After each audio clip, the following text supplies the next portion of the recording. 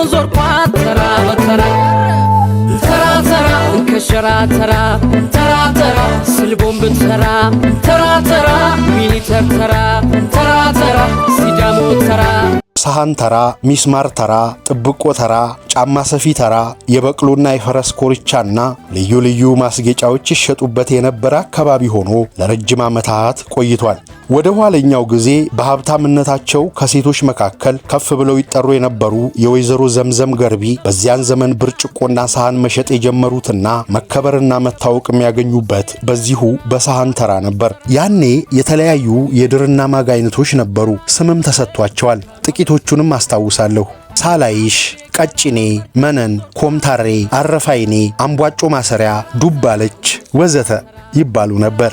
ድር ተራ በነበርኩበት ወቅት ሲኒማ ቤት ብዙም ፍቅሩ አልነበረኝም። አንዳንዴ መርካቶ በሚገኘው ራስ ኃይሉ ሲኒማ ስገባ አያቸው የነበሩት ፊልሞች በድብድብና በተኩስ የታጀቡ ስለነበሩ ይህን ያህልም ቀልቤን የሚስቡት አልነበሩም። ያኔ የታርዛን ፊልሞችን እናይ ነበር። የአራዳ ልጆች ታርዛን ጫኩሌ የሚል ስም ሰጥተውታል። ኢዮኤል ዮሐንስን፣ አሰፋ ባተን፣ ሽሽግ ቸኮልን፣ እታገኘው ኃይሌን፣ ዘራፌዋ ንጋቷ ከልካይን በሙያዊ ተግባራቸው ባድናቆት መለከታቸው የነበሩት ናቸው። በተለይ ኢዮኤል ዮሐንስን የአገር ፍቅር ትዝታው መች ይረሳል ለሚያውቀው በሚለው ዜማ አሰፋ ባተን የማትበላ ወፍ ተይዛ በጭራ ልቤን አደማችው ቦጫጭራ ቦጫጭራ በሚለው ግጥሙ አስታውሳቸዋለሁ። መርካቶን ዞርኳት ተራ በተራ ተራ ተራ እንከሸራ ተራ ተራ ተራ ስልቦን ብትሰራ ተራ ተራ ሚሊተር ተራ ተራ ተራ ሲዳሞ ተራ ጤና ይስጥልን። ሀብል ተረክ ቤት ከመርካቶ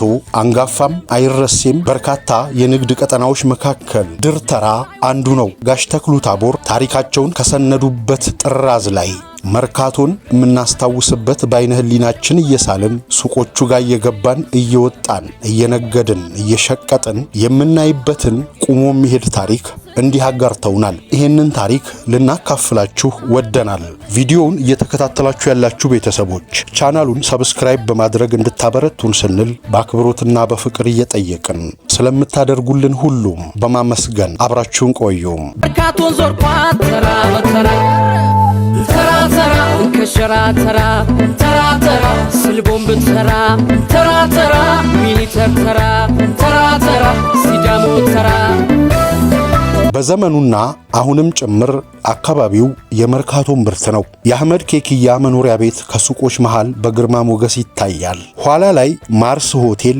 በመባል የሚታወቀውና ዙሪያውን በትናንሽ ሱቆች የተከበበው ስፍራ ነው መኖሪያ ቤቱ።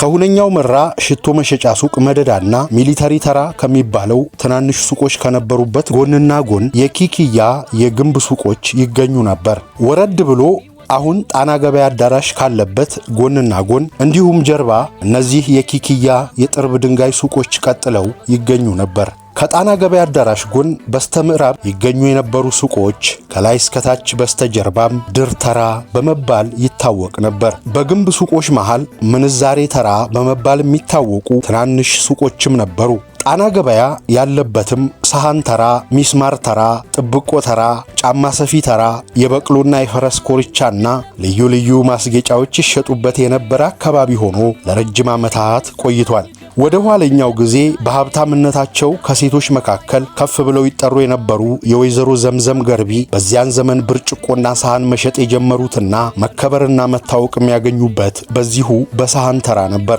በአካባቢው የነበሩት ሱቆች የኬክያንም ጨምሮ በአሁኑ ጊዜ ፈርሰው በሌላ ዘመናዊ በተባሉ ሱቆች ተተክተዋል። ወይዘሮ ዘምዘም የከተማ ቦታና ትርፍ ቤት አዋጅ ታውጆ ተግባራዊ ሲደረግ ቁጥሩ በርከት ያለ ምርትና ዘመናዊ ቪላ ቤቶች ከተወረሰባቸው ኢትዮጵያውያኖች መካከል አንዷ ነበሩ።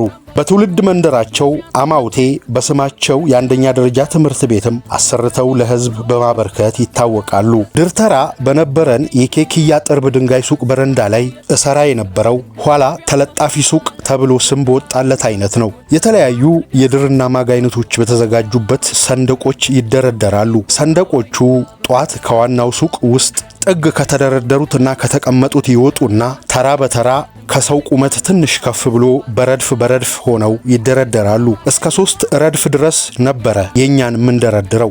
እዚያው ሰንደቁ መሃል ልዩ ልዩ ቀለማት ያላቸውን ጥለቶች፣ ካሎሶች ወይም ክሮች ላይን በሚስብ መልኩ አዘጋጅተን እናስቀምጣለን። የሽያጭ ገንዘብ ሰብስበን የምናስቀምጥበትም ባለቁልፍ አነስተኛ ሳጥን ከሰንደቁ ጋር በቢስማር መትተን የምናኖረው መሃል ካለው ስፍራ ነው። ጧት ከ2 ሰዓት ጀምረን እስከ 12 ሰዓት ግድም ስንቸረችር ውለን ሰንዱቃችንን አንድ በአንድ አውርደን ሱቅ እናስገባና ወደ ቤታችን እንሄዳለን። እናቴ ጥንቁቅና ጎበዝ ነጋዴ ነበረች። ደንበኞቻችን ሸማ የሚሰሩ የዶርዜ ተወላጆችና ቆለኞች በመባል የሚታወቁ ቀጨኔ የሚኖሩ የዚሁ ስራ ባለሙያዎች ናቸው። አንዳንድ ከየባላገሩ የሚመጡ ሰዎችም አዘውትረው ባይሆንም አልፎ አልፎ ብቅ እያሉ ይገዙናል። የቤት እመቤቶችም የሚገዙትን የድርና ማግ አይነት በአካባቢው ከሚያሰሩት ሸማኔዎች ተነግሯቸው እኛ ዘንዳ መጥተው ይገዛሉ። ያኔ የተለያዩ የድርና ማግ አይነቶች ነበሩ። ስምም ተሰጥቷቸዋል። ጥቂቶቹንም አስታውሳለሁ። ሳላይሽ፣ ቀጭኔ፣ መነን፣ ኮምታሬ፣ አረፋይኔ፣ አምቧጮ ማሰሪያ፣ ዱባለች ወዘተ ይባሉ ነበር። እንደ ገዢው ጥያቄ ከሰንዱቅ አውጥተን አሳይተንና በዋጋ ተደራድረን እንሸጣለን። አብዛኛዎቹ በደንበኛ መልክ ተመላልሰው እየመጡ ይገዙናል። ዛሬ እንደዚህ ልረሳው በዚያን የልጅነት ዘመኔ የዶርዝኛ ቋንቋ አቀላጥፌ መናገር ጀምሬ ነበር። በነበረኝም የቋንቋ ቅላጼ ብዙዎቹ ተወላጆች ባድናቆት ይመለከቱኝ እንደነበር አልዘነጋውም። እየዋለ እያደረ የድርና ማጉን ዋጋ እየቀነስኩ በሳንቲም በሚቆጠር ትርፍ መሸጥ በመጀመሬ ሰው ወደኔ ግልብጥ ብሎ መምጣት ጀመረ። ገበያው ሲደራና ገዢው ሲጨምር ሰርቆ የሚወስደውም በዛ። ገዢው ሲበዛ እናቴም ታግዘኛለች። ሌቦቹ ከደንበኞቹ ገዢ መስለው ከሚመጡ ወስላቶችም ጭምር እንደሆነ አንዳንዴ ስንደርስባቸው ማወቅ ችለናል።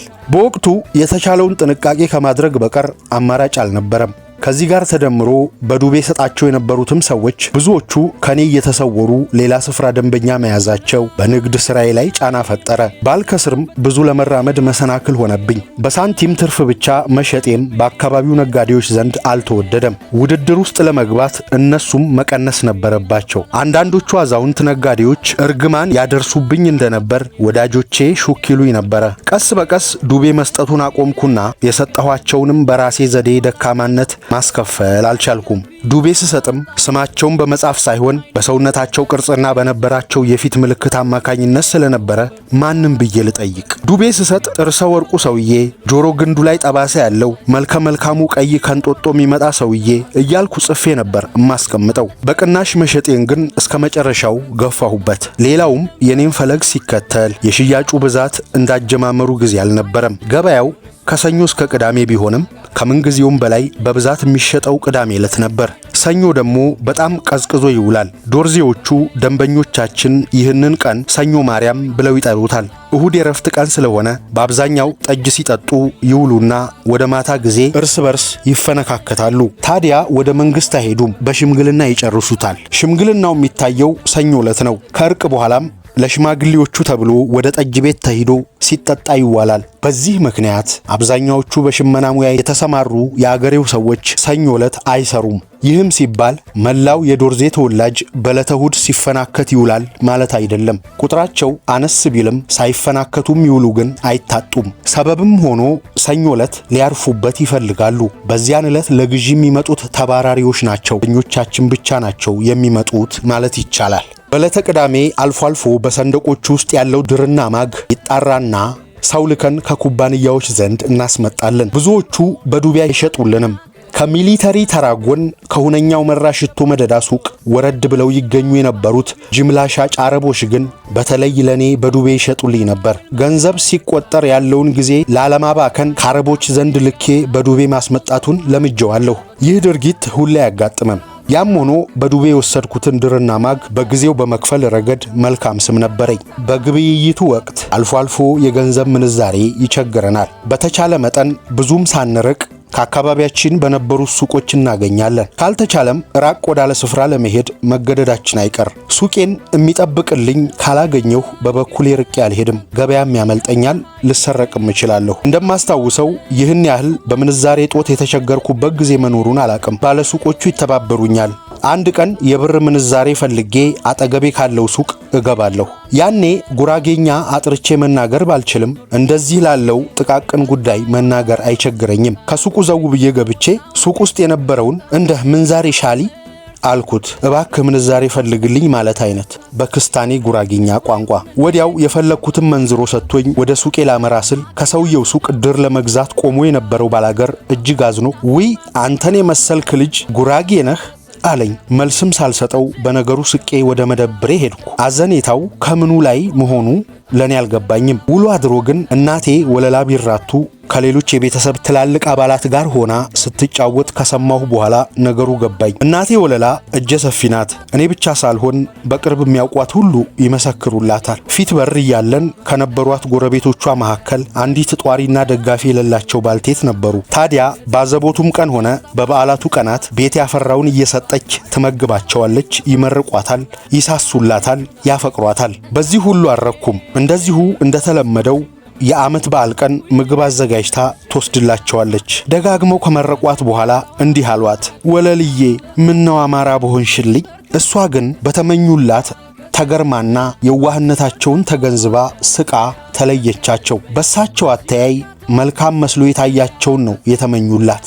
እናቴ ይህንን በጨዋታ መሃል አልፎ አልፎ ታነሳውና ሁሌም ግርም ይላት ነበር። እነዚህ ሰዎች ስለ ጉራጌ በእነማን ምን ተብሎ ተነግሯቸው ይሆን? በዘመኑ የረፍት ማዘውተሪያ ስፍራ ከነበሩት መካከል ካምቦሎጆ ስቴዲየም፣ ሲኒማና ቲያትር ቤቶች ይገኙበታል። ድርተራ በነበርኩበት ወቅት ሲኒማ ቤት ብዙም ፍቅሩ አልነበረኝም። አንዳንዴ መርካቶ በሚገኘው ራስ ኃይሉ ሲኒማ ስገባ አያቸው የነበሩት ፊልሞች በድብድብና በተኩስ የታጀቡ ስለነበሩ ይህን ያህልም ቀልቤን የሚስቡት አልነበሩም። ያኔ የታርዛን ፊልሞችን እናይ ነበር። የአራዳ ልጆች ታርዛን ጫኩሌ የሚል ስም ሰጥተውታል። በተረፈ በመጤዎቹ አሜሪካኖችና በነዋሪዎቹ ሬድ ኢንዲያንስ መካከል ይደረገው የነበረው የጦርነት ፊልም እጅግ ከመጋነኑ የተነሳ በዚያን ቅልጥ ባለ ጦርነት ውስጥ ይሞቱ የነበሩት አሜሪካውያኖች ኢሚንት ናቸው። ሬድ ኢንዲያኖች ግን እንደ ዝንብ ነበር የሚረግፉት። ብቻ ለኔ አልጥምህ ይለኝ ነበር። ካምቦሎጆ ግን ከሲኒማ ቤት ይልቅ እሁድ ዕለት አዘውትሬ የምገኝበት ስፍራ። ቀደም ባሉት ዓመታት በቆሻሻ ቱቦ ውስጥ ለውስጥ ገብቼ አጥሩን ዘልቄ ብቅ ስል ይገጥመኝ የነበረው የፖሊስ እርግጫ ቀርቶልኛል። አልፎ አልፎ ምህረት አድራጊ ፖሊሶች ቢገጥሙኝም ወከባ የበዛበት ነበረ። ቱቦው የእዳሪ መውረጃም ጭምር ሆኖ ስለሚያገለግል ጥንቃቄ ካላደረግን አልፎ አልፎ ይዘነው እንገባ የነበረው ጠረን ከአካባቢው ተመልካች እንድንርቅ ያደርገን ነበር። ያ ሁሉ ቀርቶ ገንዘቤን ከፍዬና ተራዬን ይዤ ካታንጋ ከተባለው ስፍራ በተነጠፈው ሲሚንቶ ላይ ቁጭ ብዬ ለመመልከት በቃሁ።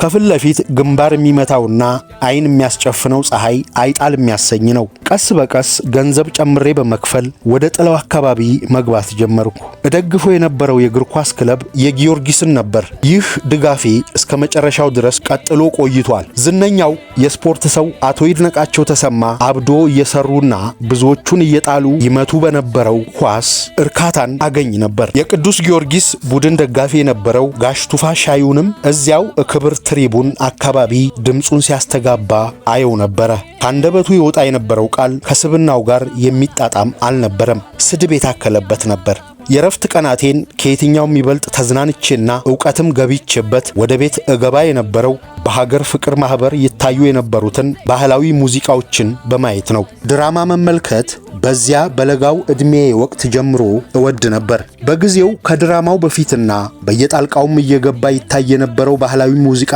ውዝዋዜ እርካታን ያስገኙልኝ ነበር። ትርኢቱ ከመጀመሩ በፊት ይቀርብ የነበረው መዲናና ዘለሰኛ የተሰኘው የሙዚቃ መስተንግዶ ልብን መሳጭ ነበር። በአንድ ሰው ድምፃዊነት መሰንቆ መችነት ይቀርብ የነበረው የመክፈቻ ሙዚቃ እግዚአብሔርን በማመስገን ይጀምር እንደነበር ይታወሰኛል። ክበር ተመስገን የኛ ጌታ ከጧት አንስቶ እስከ ማታ እያለ ከያኒው በተስረቀረቀ ድምፁ ሲጫወት አዳራሹ ዳር እስከ ዳር በጭብጨባ ይናጋ ነበር። ከዚያ በኋላ አዘውትረው ይቀርቡ የነበሩት አቶ መኮንን ሀብተወልድ ይባሉ የነበሩት ሚኒስተር ናቸው። እኚህ ቀጠን ያሉ ጸጉራቸው የሳሳ ተክለሰውነታቸው ወደ ጠይሞች ህንዶችም ያደላ የነበሩ ሰው በዚያ መድረክ ያስተላልፉ የነበረው መልእክት ወደ ኋላ ጊዜ ሳስበው ባድናቆት አስታውሰዋለሁ። ኢትዮጵያውያኖች በንግድና በኢንዱስትሪ ሥራ እንዲሰማሩ በብርቱ ያሳስባሉ። በዘመኑ የነበሩ እንደ ግሪክ፣ አረብ የመሳሰሉት የውጭ አገር ነጋዴዎች ስራውን አሳልፈን በመስጠት የበይ ተመልካች መሆን እንደሌለብን አጠንክረው ይናገራሉ። በአጠቃላይ መልእክታቸው የኢኮኖሚው መስክ በተለይም ችርቻሮ በኢትዮጵያውያን መያዝ እንዳለበት የሌሎች ሀገሮችን ተሞክሮች በማንሳት ህዝቡን መቀስቀስ እንደነበር አስታውሳለሁ። ይህንም በመሰለ መልኩ ያኔም ዛሬም በተመሳሳይ መድረክ ወጥቶ ሲሰብክ የተገኘ ሚኒስተር አላጋጠመኝም። አቶ መኮንን ሀብተወልድ የሀገር ፍቅር ማህበር የበላይ ጠባቂና ከ1941 እስከ 1950 ዓመተ ምህረት ድረስ የገንዘብ ሚኒስተር ነበሩ። ሀገር ፍቅር ማህበር በሚመቸኝ ጊዜ ልዩ ልዩ ትርኢቶችን ለመመልከት ስገባ አንድ ደጋግሞ የሚገጥመኝ ችግር ነበረ። እድሜ ለጋ ነው። ወደ ቲያትር ቤቱ አዘውትሬ መግባት ስጀምር የ14 ዓመት እድሜ ቢኖረኝ ነው። እኔ ደግሞ ቆርጬ የምገባው የአንደኛ ማዕረግ ትኬት ነበረ። ያን ጊዜ ለአንደኛ ማዕረግ ይከፈል የነበረው በጣም ትልቅ ገንዘብ ሊባል እንደሚችል እገምታለሁ። በትክክል ምን ያህል ይከፈል እንደነበር ግን ተዘንግቶኛል። ትኬቱን ለሚጠይቁኝ እያሳየሁ ሄጄ ከተመደበው ስፍራ ወንበር አማርጬ እቀመጣለሁ። ባጠገቤ ያሉት በእድሜም በስራም ከኔ በእጅጉ የበላለጡ ናቸው። በመሃል የምገኘው እኔ ለጋው ልጅ ነበርኩ። ተዝናንቼ ነበር እምቀመጠው። የተጠራጠሩ ትኬት ተቆጣጣሪዎች ትኬቴን እንዳሳያቸው መጥተው ይጠይቁኛል። አሳያቸዋለሁም። ትንሽ ቆይቶ ደግሞ ሌላው ይመጣና ይሄንኑ ጠይቆ አሳይና ይመለሳል። ነገሩ ይገባኛል። እንዴት አድርጎ ይሄ ልጅ እዚህ ቦታ ሊቀመጥ ቻለ ነበር ጥያቄያቸው። አንደኛ ማዕረግ ከፍሎ መግባት ይችላል ወይ ነው አሳባቸው። ይህ ሁኔታ ሀገር ፍቅር ቲያትር በሄድኩ ቁጥር ያጋጥመኛል። ወደ ኋላ ጊዜ ትኬቴን በእጄ ይዤ ወደ እኔ አቅጣጫ ሲመጡ በማውለብለብ መልክ አሳያቸው ነበር። ጉርምስናም እየመጣ ነበርና ይሄንን ማድረግ ተገደድኩ። ዕውቅ የዘመኑ ዘፋኞችና ተወዛዋዦች በመድረክ ላይ በሚሰሩት ሥራ አውቃቸው ነበር። ኢዮኤል ዮሐንስን፣ አሰፋ ባተን፣ ሽሽግ ቸኮልን፣ እታገኘው ኃይሌን፣ ዘራፌዋ ንጋቷ ከልካይን በሙያዊ ተግባራቸው ባድናቆት እመለከታቸው የነበሩት ናቸው። በተለይ ኢዮኤል ዮሐንስን የሀገር ፍቅር ትዝታው መች ይረሳል ለሚያውቀው በሚለው ዜማ፣ አሰፋ ባተን የማትበላ ወፍ ተይዛ በጭራ ልቤን አደማችው ቦጫጭራ ቦጫጭራ በሚለው ግጥሙ አስታውሳቸዋለሁ። ያኔ በሀገር ፍቅር ማህበር ይቀርቡ የነበሩ ዜማዎች፣ ዘፈኖችና ውዝዋዜዎች ስለ ሀገር ፍቅር፣ ነጻነት፣ አንድነት፣ አርበኝነት፣ ክብር የሚያወሱ ነበሩ። ባህላዊ መሰረታቸውን የጠበቁ እንደነበሩም ይታወቃል። ዘግየት ብሎ ድራማ መቅረብ ሲጀምር ስለ ማህበራዊ ኑሮ አዝናኝ በሆነ መልኩ በሙዚቃ ታጅቦ ይታይ ነበረ። ከነዚህም አሳዛኝ ድራማዎች አንዱ የወንፈሌው ጥጥ የተሰኘውን አስታውሰዋለሁ። የድራማው ዋና ይዘት የሚከተለውን ይመስላል።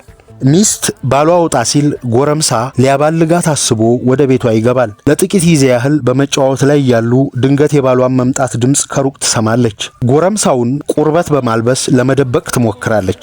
ደጋን ይዛ ጥጥ የምትነድፍ አይነት ሆና ባጠገቡ ቁጭ ብላ ትታያለች። ባል ሲገባ በመጠራጠር መልክ ይሄ ምንድን ነው ብሎ ሲጠይቃት የወንፊት ጥጥ ነው ትለዋለች። ጥቂት ቆይቶ ጥጥ ነው የተባለውን ከጥጥ ፍሬው ለማላቀቅ የጎረቤት ሰዎችን ታሰባስብና ደጋኗን ይዛ የወንፈሌ ጥጥ እያለች ስታዜም ቀጫጭን ዱላ የያዙት ጎረቤቶቿ ቁርበቱን በዙር እየዞሩ በያዙት ዱላ በመነረት ተዋት ቀጥቅጥ ተዋት ቀጥቅጥ በማለት በቅብብሎሽ ዜማ ነገሩን ያሟሙቁታል። በዚህ መሃል ንርታው የበዛበት ከቁርበቱ ስር ተደብቆ የነበረው ጎረምሳ ቁርበቱን ጥሎ ሽሽቱን ይቀጥላል። በወንፈል ወይም በደቦ ይነረት የነበረው ጥጥ ሳይሆን ሰው መሆኑ ይታወቅና ድራማው ይደመደማል። ድር ተራ በንግድ ሥራ በተሰማራሁበት ወቅት አስታውሳቸው የነበሩ ትዝታዎች ብዙ ናቸው። የኪስ ስርቆት ጥበበኛው ታዬ አንዱ ነው። ሽክ ያለ በኮትና በተፈሪ ሱሪ ልብሱ ላይ ባለጥበብ ኩታ አዘውትሮ የሚለብስና እግሩ መጫሚያ ያልነካው ነበረ።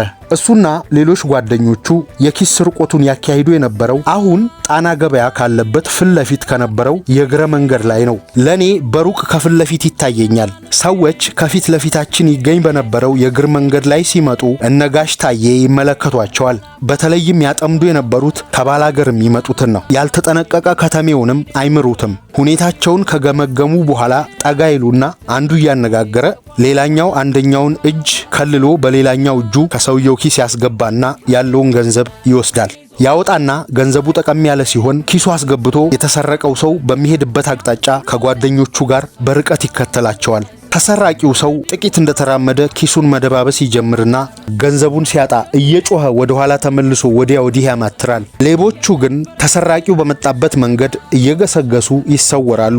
ትንሽ ሰነባብተው ይህንኑ ተግባራቸውን ያከናውናሉ። አንዳንዴም ነጭ ለባሽ ፖሊሶች ተሰማርተው ሌቦቹ ሲሰርቁ እጅ ከፍንጅ ተይዘው ወደ ወህኒ ይወረወራሉ። የእስር ጊዜያቸውን ጨርሰው በዚያ ስፍራ አለያም በሌላ ቦታ የለመዱትን ተግባር ያከናውናሉ። ጋሽ ታዬ አነስ ያለ ገንዘብ ከሆነ እስከ 5 ብር ያህል ካገኘ ለባለቤቱ መልሶ ከስድብ ጋር እፊቱ ላይ ይወረውርለታል። እየተጠነቀቅ ሂድ ይለዋል። የጋሽ ታዬ ሌላኛው የኪስ ስርቆት ዘዴ የተለየ ነበር። እሱ ከእግረ መንገዱ ጠርዝ አካባቢ ይቆምና ሌላኛው ተባባሪ ከሚተላለፈው ባላገር መካከል በጥንቃቄ መርጦ ትፈለጋለህ ብሎ ወደ ጋሽ ታዬ አቅጣጫ እንሂድ ይለዋል። ጋሽ ታዬን እንደ ሹም አድርጎ ነው አቅርቦ የሚያስተዋውቀው። ምን እንደሚሉት ባላውቅም ጋሽ ታዬ ፊት እንዲቀርብ የጠየቀው ኪስ አውላቂ ልብሶቹን እየጨባበጠ ያርገፈግፈዋል። ጋሽ ታዬም አንዳንድ ቃላቶችን ይናገራል። በዚህ መሃል ነው ባላገሩ ከኪሱ የሚሰረቀው። ምንም ከሌለው ጋሽ ታዬ ድሃ ጥፋ ከዚህ ብሎ ያሰናብተዋል። በሁኔታው ግራ የተጋባው ባላገር መንገዱን ይቀጥላል። አንዳንዱ ነቃ ያለውና የአዲስ አበባን የኪስ ስርቆት ወሬ የሰማ ባላገር ግን ሲጠጉት በያዘው ዱላ ይወግራል። ጋሽ ታዬን ደፍሮ የወገረው ባላገር ባያጋጥመኝም ሌሎች ኪስ አውላቂዎችን ግን በየጊዜው ሲደበድቧቸው አይነበረ። እሱ ቁመናውና አለባበሱ ሌባ ነው ብለው ባለመጠራጠራቸው እንደሚያልፉት መገመት አያዳግትም። ከነቁበት በጊዜው ከአካባቢው ይሰወራል እንጂ አንጃ ግራንጃ አያበዛም። በአካባቢው ያለነው ሰዎች አጠገባችን መጥቶ የሚሰርቅ ካልሆነ አንናገርም። ሌቦቹ አሳቻ ቦታ ጠብቀው ይተናኮላሉ ይባላል። እኛ አጠገብ መጥተው ለመስረቅ ሲሞክሩ ስናስጥላቸው ይዝቱብን ነበር። ዝተው አደጋ ያደረሱባቸው ነጋዴዎችም በተለይ ከፊት ለፊታችን በሚገኘው ጥብቆ ተራ እንደነበሩ ሰምተናል። እየነገድንና በአካባቢው ያለውን የየቀኑ እንቅስቃሴ ስንመለከት ውለን ወደ ቤታችን ስንመለስ ከመርካቶ እምብርት እስከ የአሁኑ አብነት ሆቴል መውረጃ ድረስ የነበረው የሕዝብ ፍሰት ሁነኛ ቦታ ቆሞ ላየው ድንቅ ትዕይንት ነበረ። ሕዝቡ በመትመም ላይ ሳለ አንዳንዱ ከግራና ከቀኝ ወደ ቤቱ አቅጣጫ ተገንጥሎ ሲገባ፣ ሌላው ጉዞውን ይቀጥላል። አንዳንዱም መሃል ላይ ተገትሮ ከሚያውቀው ሰው ጋር ወሬውን ይለዋል። እንዲህ እያለ ወደ መጨረሻ አካባቢ ፍሰቱ እየቀነሰ ይሄድና ስልምልም እንደማለት ብሎ ተግ ይላል። ጉዞው በዚያች በዘመኑ በነበረችው ጠባብ የአስፋልት መንገድ ላይ ነበር። የመንገድ ላይ መብራት እንደ ኩራዝ ጭል ብሎ ይታያል። መንገዱ በጊዜ ጭር ይላል። የዚያን ዘመን የነበረው ነጋዴ ወደ ቤቱ የሚገባው ከአንዳንዶች በቀር በጊዜ ነው። ግፋ ቢል እስከ ምሽቱ 2 ሰዓት ግድም ነበረ ያመሸ የነበረው። የመዝናኛ ቀን እሁድና የበዓላት ቀናት ሲሆን ከጧት ጀምሮ ምሽት 1 ሰዓት ግድም ይጠናቀቃል። ከድር ተራ አካባቢ ተነስቶ ወደ ካሳ ገብሬ ቤት መሄጃ አሊያም ወደ ኋላ ላይ 7ኛ መባል ከጀመረው አካባቢ አቅጣጫ ሲኬድ ምዕራብ ሆቴል ከተሰራበት ህንጻ ሳይደርስ ቡናና ሻይ የሚሸጥባቸው ቡና ቤቶች በመደዳ ነበሩ። አንዳንዱ ከገበያ መልስ ወደዚያ ቤት ጎራ ይላል። እኔም ወይዘሮ ተዋበች ይባሉ ወደ ነበሩት ቡና ቤት አልፎ አልፎ ከናቴ ፈቃድ ጠይቄ ካፌ ላቴ ለመጠጣት ዘውላለሁ። በነገራችን ላይ 7ኛ የሚባለው የወረዳ ፍርድ ቤት ስም ነው። በአንድ ወቅት በተወሰኑ አካባቢዎች ቁጥራቸው የተወሰኑ የወረዳ ፍርድ ቤቶች በተመሳሳይ ቅርጽ በዘመናዊ መልክ በተመሳሳይ ጊዜ ተሰርተው ነበረ። 1ኛ፣ 2ኛ፣ 3ኛ እያለ የቀጠለ የወረዳ ፍርድ ቤት ስያሜ ነው። የተሰሩት በቀዳማዊ ኃይለ ሥላሴ ክፍለ ዘመን መንግስት ነበር። የአንድ ካፌ ላቴ ወይም ቡና በወተት ዋጋ 25 ሳንቲም ነበረ። ሻሂ በዳቦም መመገብ ወዳለሁ። ከ10 ደቂቃ በላይ አልቆይም። ሌላው ከጓደኛው ጋር የሚጫወት ካለ ትንሽ ዘለግ ያለ ሰዓት ይወስዳል። የሻሂው ዋጋ በብርጭቆ 5 ፍራንክ ወይም 12 ሳንቲም ከግማሽ ነበረ። የሻሂው ዋጋ በመልስ አሰጣጡ ላይ አልፎ አልፎ ከደንበኛ ጋር ውዝግብ ያስነሳ ነበር። ግማሽ ሳንቲም የሚባል ስላልነበር ድፍን የ25 ሳንቲም ሰጥቶ መልስ ሲቀበል ይሰጠው የነበረው 12 ሳንቲም ነው። ግማሹስ ብዬ ጠይቃለሁ። በጊዜው 1 ሳንቲም የሚናቅ የገንዘብ ሽርፍራፊ አልነበረም። አንድ እጅግ በጣም አነስተኛ ነገር ይገዛል። ለምሳሌ ሎሚ። በጊዜው አብዛኛው ሰው ለለማኝ ወይም የኔቢጤ ይሰጥ የነበረው 1 ሳንቲም ነበር። በዚያን ዘመን ግማሹን ሳንቲም አላገኘሁም ብሎ ውዝግብ ያነሳ ሰው አውቃለሁ። ከስራ መልስ ለካፌ ላቴ ወደ እትየተዋቡ ቤት ጎራ እል የነበረው ሆዴ ጎሎ ሳይሆን ትንሽ ረፍት ለማግኘት በማሰብ ነው። ጧት 2 ሰዓት ከስራ ቦታ ስደርስ ሰንደቆቼን ደርድሬ የእናቴን ከቤት መምጣት እጠባበቃለሁ። ገና እንደመጣች እሷ ሱቁን ጠብቃልኝ ከነጻነት ጎህ ሆቴል ፊት ለፊት በመደዳ ይገኙ ከነበሩት ሻሂ ቤቶች ወደ አንዱ እሄድና ቁርሴን እበላለሁ። ከአንድም 3 ሽልጦ ወይም ዳቦ ከካፌ ላቴ ጋር ተመግቤ ወደ ሱቄ አመራለሁ። ረፈድፈድ ሲል ወደ 5 ሰዓት ግድም ከቤት ይዛ ያመጣችልኝን ምሳ እመገባለሁ። አንዳንዴም ወደ 8 ሰዓት ግድም ኬራሊ ቤት ከሚባለው ምግብ ቤት ሄጄ አክልበታለሁ። ኬራሊ ምግብ ቤት ይገኝ የነበረው ኤርትራ ትንሣኤ ይባል ከነበረው ሆቴል ፊት ለፊት በነበረው ቀጭን አስፓልት መንገድ በስተግራ ነው። የጭቃ ቤት ነው። ዘንካታ የጤፍ እንጀራ ጣፋጭ ከነበረ ሽሮ ጋር ይሸጥ የነበረው በ15 ሳንቲም ብቻ ነበር። በሽሮው ላይ በዘይት የተቀመመ ቁሌት እንዲፈስበት ከተደረገ 5 ሳንቲም ያስጨምራል። ማታ ደግሞ ቤት ያፈራውን ተመግቤ ምሽቱን በሰላም አሳልፋለሁ። ስለ ምግብ ሳነሳ ሞፎ ተራን አስታውሰዋለሁ። የወለጋ ሞፎ ነበር ስሙ። ለምን እንደዚህ እንደተባለ በትክክል ባላውቀውም መንገድ ዳር ደርድረው ይሸጡ የነበሩት ወለጌዎች ስለነበሩ ሳይሆን አይቀርም። ይህ ገብስማ ቀለም የነበረው ዳቦ ከሌሎች ዳቦዎች በስፋትም በቁመትም ላቅ ያለና ጥፍጥናውም በእጅጉ ይወደድ እንደነበር አስታውሳለሁ። አንዳንዱ ገዢ እዚያው ቆሞ በልቶ ይሄዳል። አብዛኛው ግን የሸመተውን ይዞ የሚሄደው ወደ ቤቱ ነበር። ስፍራው አዲስ አበባ ከተማ ሲኒማ ቤት ይባል ከነበረበት አጠገብ ከአስፋልቱ ጠርዝ ላይ ነው። በዚሁ አካባቢ የነበሩት የእህል በረንዳዎች ፈርሰው አዳዲስ የገበያ አዳራሾች ከመሰራታቸው በፊት የከተማው አውቶቡሶች እንደ መናኸሪያ በሚጠቀሙበት በዚሁ ቦታ ወንጀል ፈጽሟል ተብሎ በፍርድ የተወሰነበት ሰው አልፎ አልፎ በአስፋልቱ ላይ ተጥሎ ይገረፍ እንደነበርም ተመልክቻለሁ። በምንዛሬ ጉዳይ 15 ጅራፍ የተገረፈውን የአካባቢውን ሰው አስታውሰዋለሁ። ያኔ ቼንጅ የሚባል ነጭ ሽልንግ 50 ሳንቲም ህጋዊ የገንዘብ አይነት ነው። በዘመኑ ባንክ የሚባል ስላልተለመደና በአብዛኛው ስፍራም ስላልነበር ገጠሬው ገንዘቡን በማሰሮም ሆነ በእንስራ አድርጎ ቀብሮ ያስቀምጣል። ባለወረቀቱ ኖት ብር ለዚህ ሁኔታ አያመችም። በተለያዩ ምክንያቶች ሊበጣጠቅ ይችላል። ለዚህ ተመራጩ ሽርፍራፊው ነጭ ሽልንግ ነው። በዚህም የተነሳ ፈላጊው ብዙ ነው። ስለሆነም የ1 ፓውንድ ወይም የ20 ብር ኖት ህጋዊ ዋጋ 20 ሽልንግ ነበር። በህገወጥ መንገድ ደግሞ 1 ፓውንድ ሰጥቶ እንደ ገበያው ሁኔታ 19፣ 17 እና 16 ሽልንግ ከመንዛሪው ለፈላጊው ይሰጠዋል። በድር ተራ መሃል ይገኙ የነበሩ አነስተኛ ሱቆች ይህንን ስራ በተጓዳኝ በመስራት ይታወቃሉ። ለዚህም ነበረ ምንዛሬ ተራ በመባል ይታወቅ የነበረው። በዚህ ስራ ተሰማርቶ ተገኝቷል የተባለው እኔ ያየሁት ተገራፊ በጣም ወጣት ነበረ። እድሜው ከ18 ዓመት የሚበልጥ አይመስልም። በዚያ ላይ ደግሞ ሰውነቱ እጅግ ኮስማና ነው። ጭንቅላቱ አካባቢ ሸራ ነገር አልብሶ ገራፊው ካጠገቡ ትንሽ ራቅ ብሎ በጅራፍ ይገርፈዋል። ከ1 እስከ 15 ጊዜ ተቆጥሮ ሲጠናቀቅ አንስተው ሐኪም መድኃኒት አድርጎለት በፋሻ ታስሮ ወደ መጣበት ወህኒ በመኪና ተወሰደ። ውድ ቤተሰቦቻችን ክፍል 2ቱን የድር ተራና የመርካቶ ታሪክ በጋሽ ተክሉ ታቦር ቅኝት በቀጣይ ይዘን እንቀርባለን። አበቃን። ተመላሹ ከተመላሹ የለም ፈረስ ኮርቻ ተራ ጭኑ እንዳይወስደኝ ወደሷ ጋራ እንድፈልጋት ሳይደክመው እግሬ ከጨው በረንዳ እስከ በርበሬ እያያታለሁ አሮጌ ተራ አልፋ ስትሄድ ጆንያ ተራ